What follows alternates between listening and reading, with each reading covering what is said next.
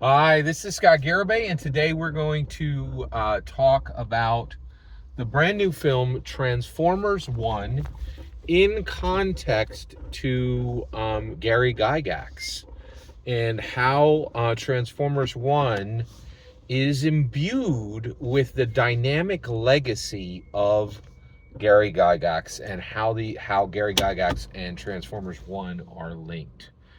All right, so um, it's pretty incredible. I saw the film, and by the way, spoilers for Transformers 1 here. Um, so I saw the film, and I go to see a Transformers movie, right? And I'm not really thinking about Gary Gygax, but you can't even get 10 seconds into this film before Gary Gygax's dynamic legacy is displayed in the film. So how does that happen? So at the beginning of the film, Tiamat is shown on screen, like right there. Right? You're like, wait, that was Tiamat? And you're like, yeah, that was Tiamat. Why is Tiamat here? Right? And the reason why is Gary Gygax was a normal human, right?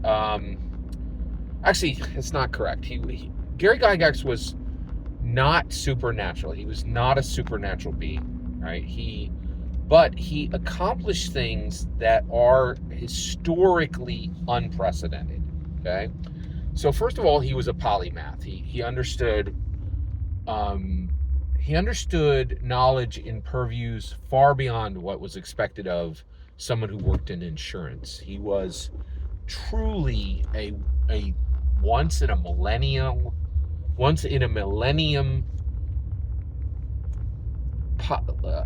intellect, right?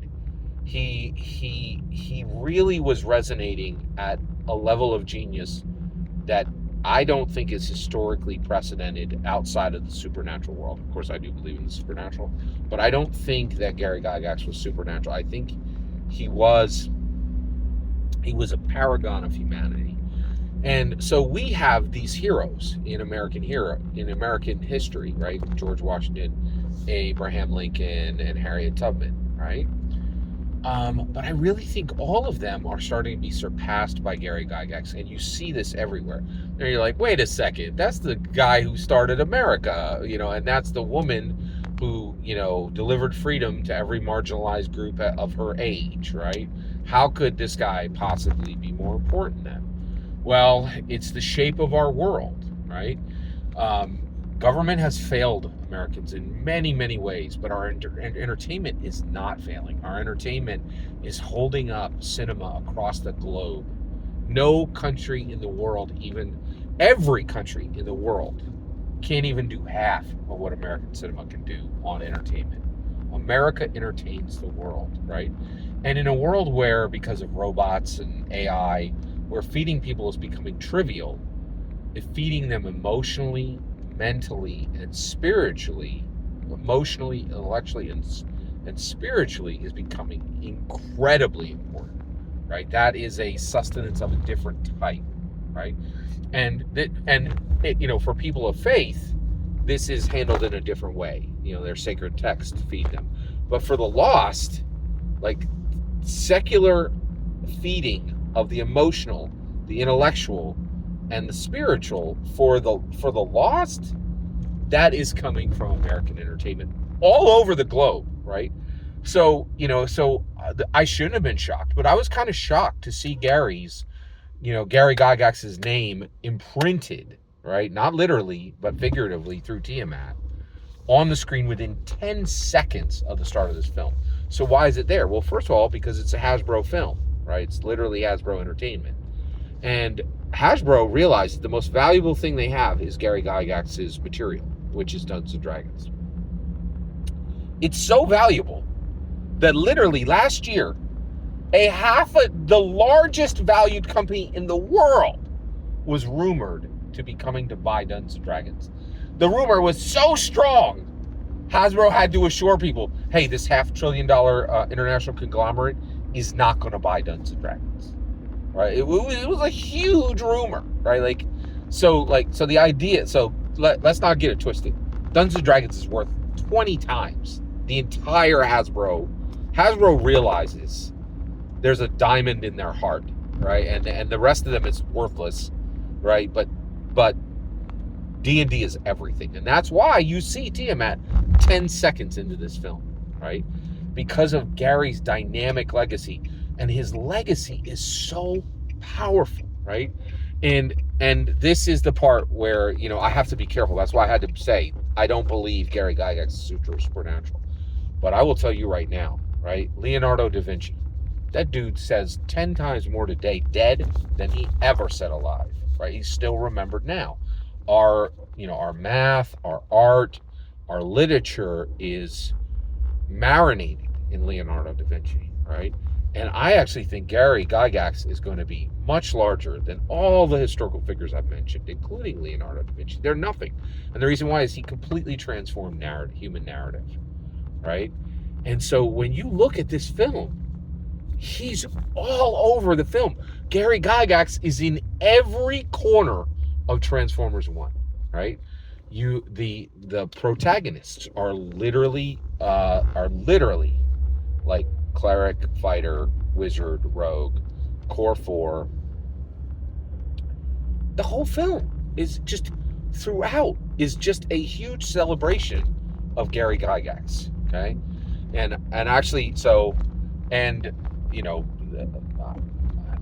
you guys know me. I never do over 20 minutes because I think that's too long and people have a short attention span in America.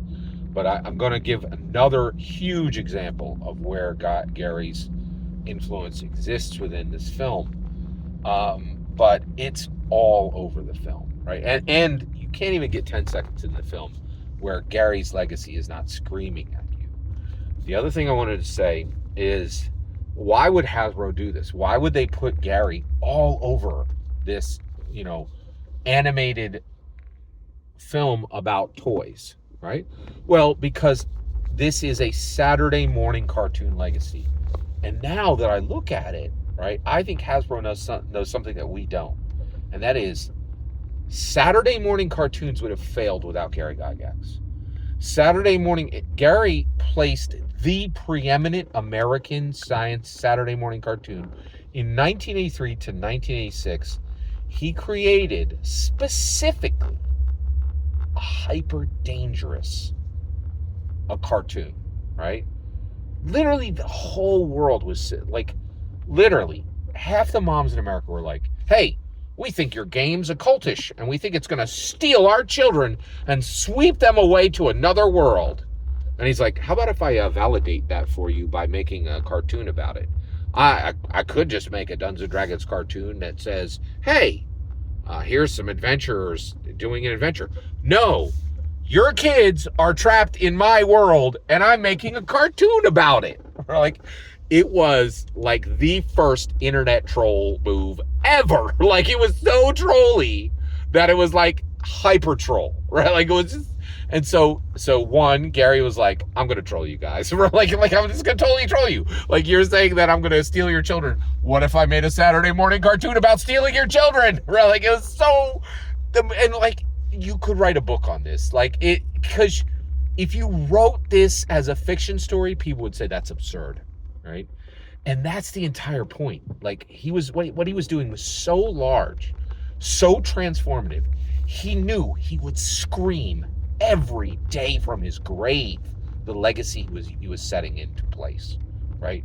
Because he was like, yeah, okay, yeah, I see you, George Washington, give a little bit of freedom to some people, whatever, right? I see you, Harriet Tubman. Oh, yeah, you're going to help some marginalized groups. Whatever. You run real fast. Great.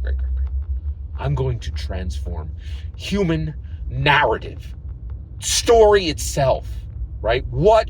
I will transform how a secular person is fed emotionally, intellectually, and spiritually.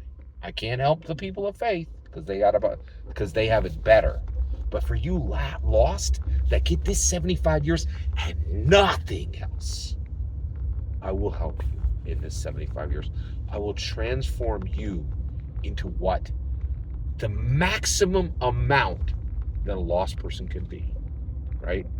And he solidified the human improvement engine. And Hasbro knows it. They know what they own. right? And so they are screaming his name at the top of their lungs in every piece of art they create, right? Because they know he is the most valuable thing in Hasbro. Nothing is more valuable than Gary's legacy at this point. Nothing in the world, in my humble opinion. Every single word you've heard is my humble opinion. Nothing more, nothing less. What's important is when I get to hear your humble opinion, when you get in the comments and send your traffic, please consider like and subscribing, and have a fetch millennium.